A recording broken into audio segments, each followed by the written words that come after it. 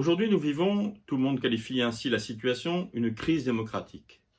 Peut-être nous faut-il nous poser la question, et c'est ce que nous faisons dans Réforme, de savoir comment améliorer ce que Rousseau a appelé, en 1762 déjà, il y a longtemps, le contrat social. Comment arriver à construire une société? Eh bien, Jean-Jacques Rousseau propose notamment de mettre l'intérêt général avant l'intérêt particulier. Ça veut dire quoi? Ça veut dire que si nous mettons l'intérêt général en premier, c'est la communauté qui ensuite décide des libertés individuelles.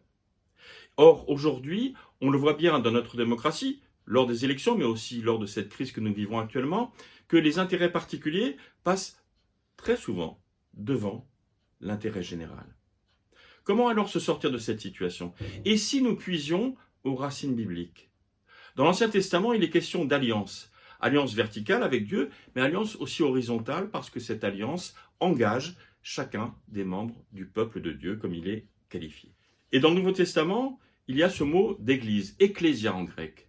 Ce mot est emprunté au vocabulaire politique grec qui désignait la communauté des citoyens libres.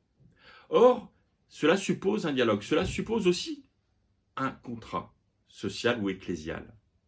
D'ailleurs, dans le livre des Actes, au chapitre 15, il y a un grand débat entre les différentes tendances du christianisme naissant, entre ceux qui sont d'origine juive et qui pratiquent la loi juive, et ceux qui ne la pratiquent pas parce qu'ils sont d'une autre origine. Eh bien, il y a un dialogue, il y a une décision commune, qui ensuite octroie des libertés individuelles à chacune et à chacun, puisque chacun est finalement libre de respecter ou non les prescriptions juives.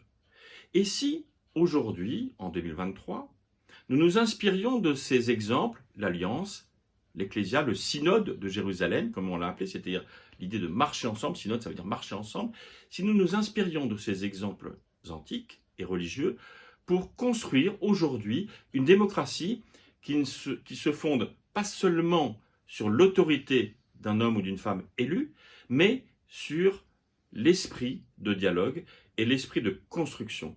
Il y a là, je crois, un vrai chemin, un vrai synode, au sens étymologique, encore une fois, faire chemin que nous avons à construire.